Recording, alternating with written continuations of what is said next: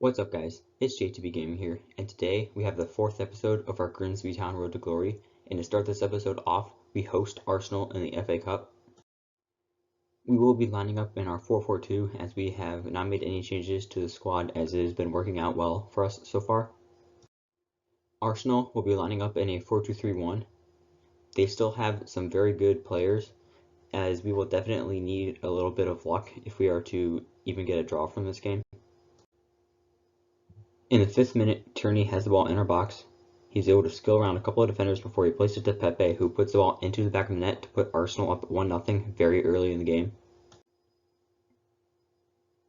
In the 15th minute, Arsenal are working the ball on the edge of our box before Aubameyang takes everyone on and then curls the ball into the back of the net to put Arsenal now up 2-0.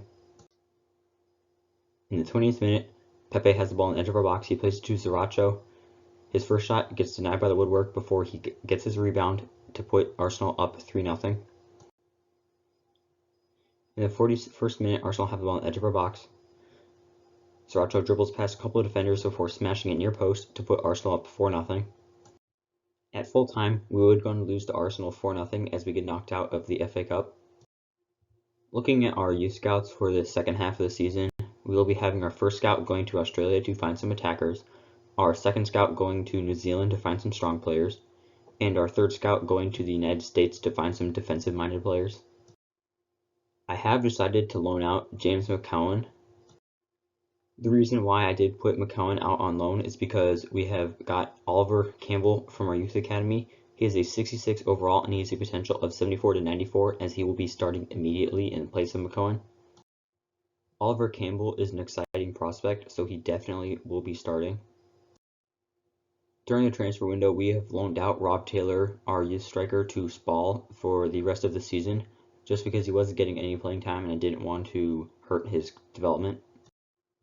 We have also sold Brendan Breen to Strømsgodset IF for $430,000. We now have a league game as we host Oxford United. The only change that we have made to our starting lineup is that we have put Campbell in for McCowan. Oxford United will be lining up in a 4-3-3.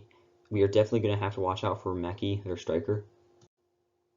In the 10th minute, Oxford United have the ball on the edge of our box.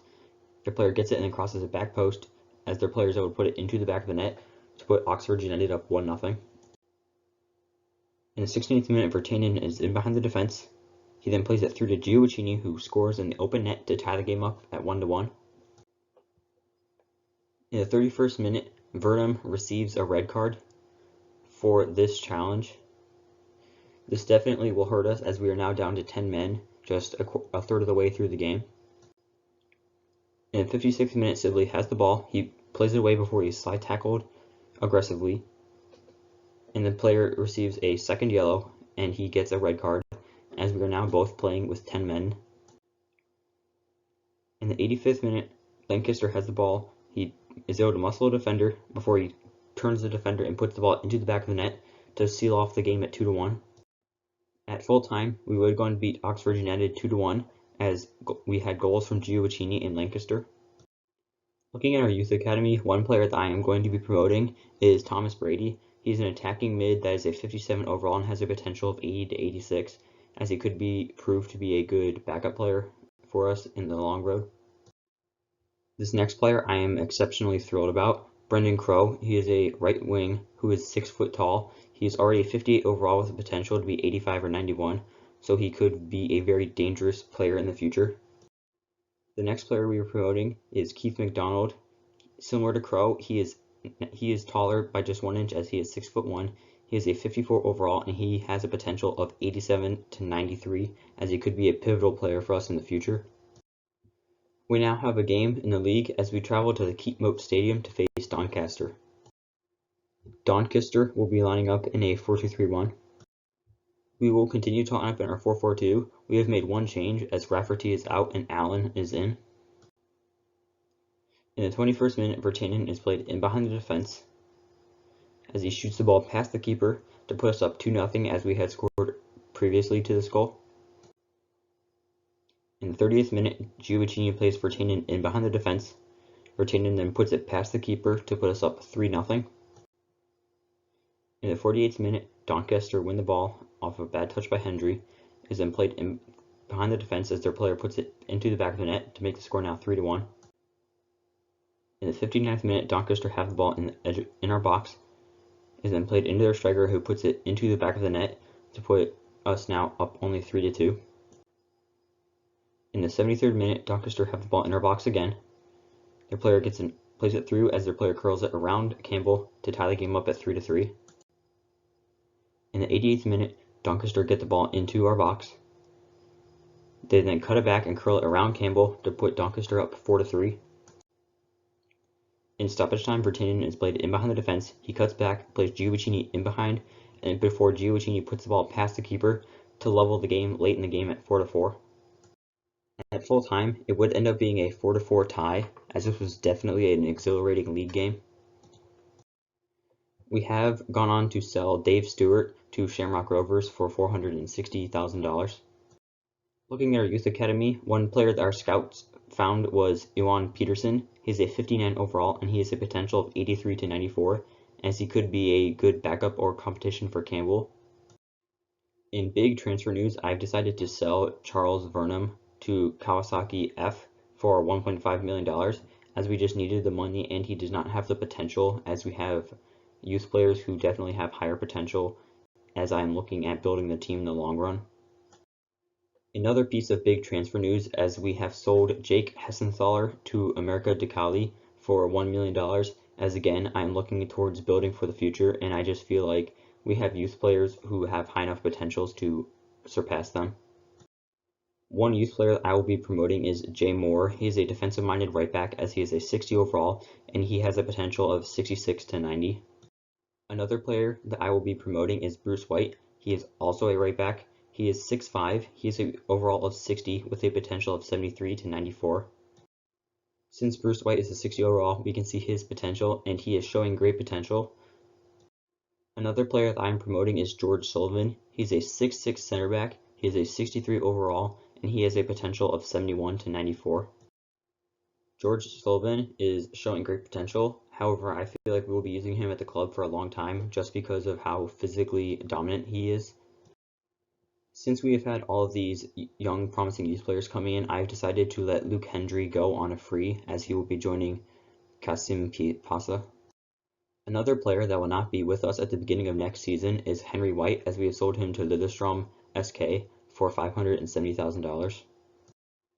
I have decided to loan out Iwan Peterson for 2 years to Las Spezia, as he will not be getting much playing time, and I do not want his potential to be hurt. We now have a game in the league as we host Walsall at the Blundell Park. We will be lining up in our 4-4-2.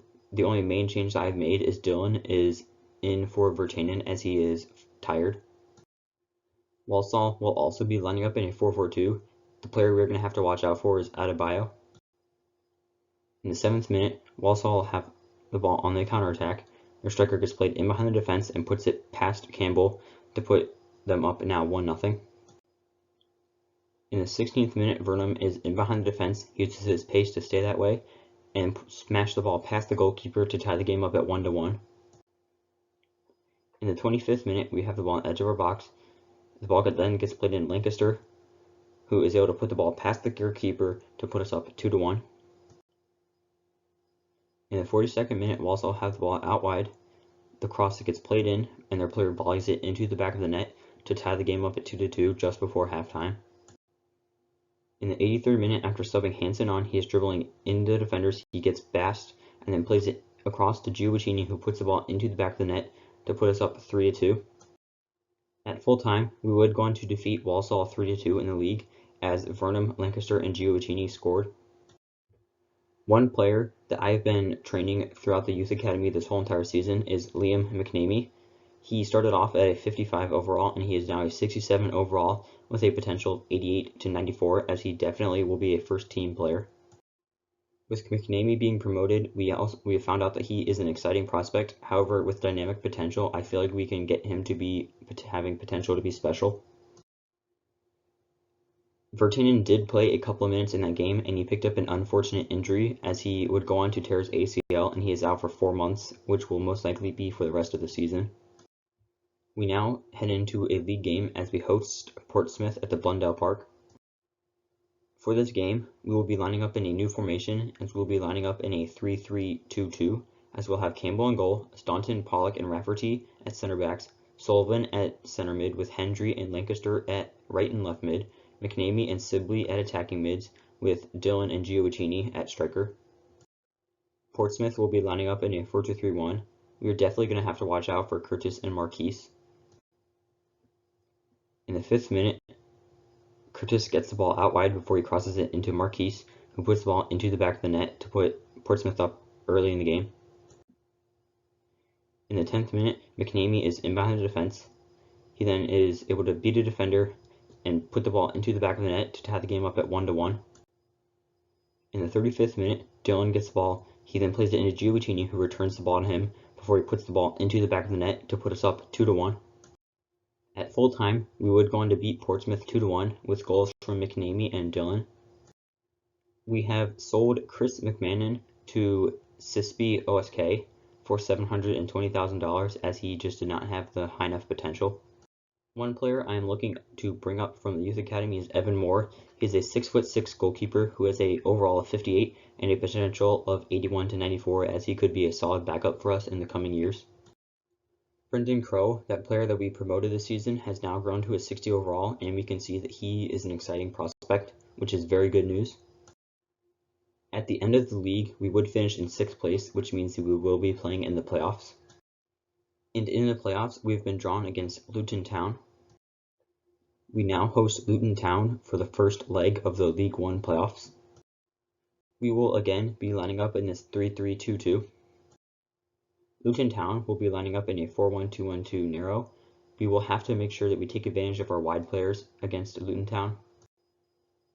In the 11th minute, Hendry gets the ball. He then plays Gioacchini in behind the defense before he puts the ball past the goalkeeper to put us up 1-0. In the 37th minute, Luton Town has the ball on the edge of our box. It's shot and but not properly cleared away before their player is able to put the ball into the back of the net to put Luton Town up 2-1 as they scored a goal previous to this. In the 56th minute, Dillon has the ball. He then gets past the defender before he plays it back post to Gioacchini, who scores in the open net to tie the game up at 2-2. In the 60th minute, Gioacchini is dribbling in behind the defense. He then lays it across for Dillon, who taps the ball into the open net to put us up 3-2.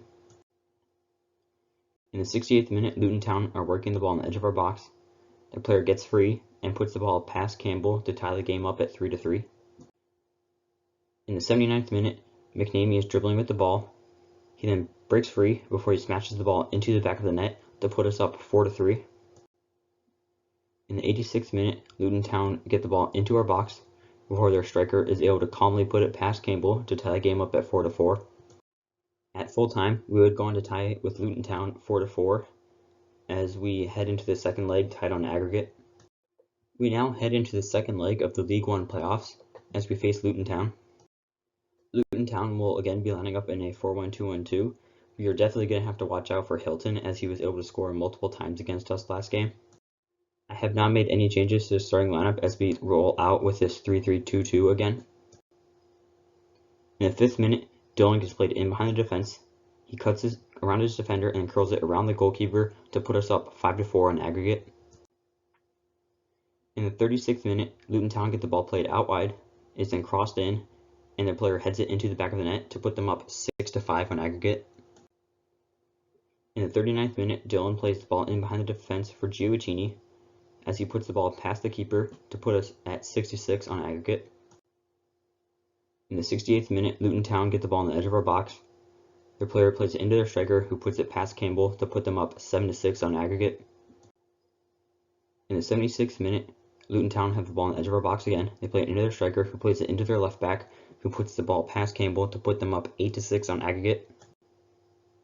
In the 79th minute, Luton Town again get the ball in behind our defense. Their striker is then able to put it past Campbell as they are now up 9-6 on aggregate. In the 86th minute, Luton Town have the ball out wide. It is then crossed into their player, who is free and puts the ball into the back of the net to put Luton Town up 10-6 on aggregate. At full time, we would go on to lose to Luton Town 62 as we will not be promoted to the championship this season. Looking at the standings at the end of the season, we did finish 6th in the league as we had 81 points after we won 24 games, we drew 9 games, and we lost 13 games. We scored 71 goals and only allowed 44 to have a positive goal difference of 27. In the FA Cup, we would be knocked out in the third round by Arsenal 4-0. In the third round of the Carabao Cup, we were knocked out by Manchester City 4-2. In the Leasing.com Trophy, we were knocked out in the area semi-final by Luton Town 3-1. In the Leasing.com Trophy, Sibley tied for first with assists as he had 3 in 4 games. McCohen tied for second with clean sheets in the Leasing.com Trophy as he had 1 in 3 games. In the promotion playoff semifinals, we were knocked out by Luton Town 10-6 on aggregate. That was definitely not the way we wanted things to go. However, looking back at it, I do not feel like the team was ready for the championship, as we will have a chance to grow the team next season. Looking at our team stats for the season, Lancaster, Pollock, and Sibley tied for the most appearances as they appeared in 55 games. Stoughton, Hendry, and Hessenthaler came in second with 54 appearances, and Gioacchini and Vernum tied for third with 52 appearances. Gioacchini would end up being our top goal scorer as he scored 23 goals. Pertanen would come in second as he scored 18 goals, and Lancaster came in third as he scored 15 goals. Gioacchini would also be the player with the most assists as he had 9 assists. Pertanen, Vernum, and Sibley came in a close second with 8 assists, and Lancaster finished with 7 assists. Lancaster was the player who kept the most clean sheets as he kept 21 clean sheets. Pollock came in second with 20. Stoughton, Hendry, Hessenthaler, and Vernum, along with Sibley, finished with 19 clean sheets. Looking at our players who have the highest overall, Gioacchini and Sibley are our 2 best players as they are 72 overalls. Vertanen is a very close second as he is a 71 overall. Pollock is in third as he is a 70 overall. We did have 2 players' overalls decrease this season as Russell went down 2 overall and Hansen went down 1 overall. Looking at our players whose overall increased the most, Staunton's overall increased the most as he was a 61 overall and he is now a 68 overall. Taylor, O'Neill, Allen, and Lynch's overalls went up by 6, and Baker, Gioacchini, McMahon, and Campbell's overall went up by 5. Looking at our players who are currently valued at the highest, Gioacchini and Sibley are tied for first as they are both worth $6 million. Pertanen is in second as he is worth $5 million, and Pollock finishes in third as he is worth $3.1 million. We are letting go of 2 players as we are letting go of Hansen and Hendry on free contracts. Looking at our transfers at the end of the season, Hessenthaler, Stewart, Vernum, White, McMahon, and Hendry will be leaving the club via transfer, and Peterson will be heading out on loan. Looking at our club from a financial standpoint, we are currently now worth $10.55 million with a projection of being worth $15.42 million. Looking at our managerial summary overall, we have still only been with Grimsby Town. We did not win any trophies this season. Our biggest win did change as we beat Bristol Rovers 5-0 in September of the season.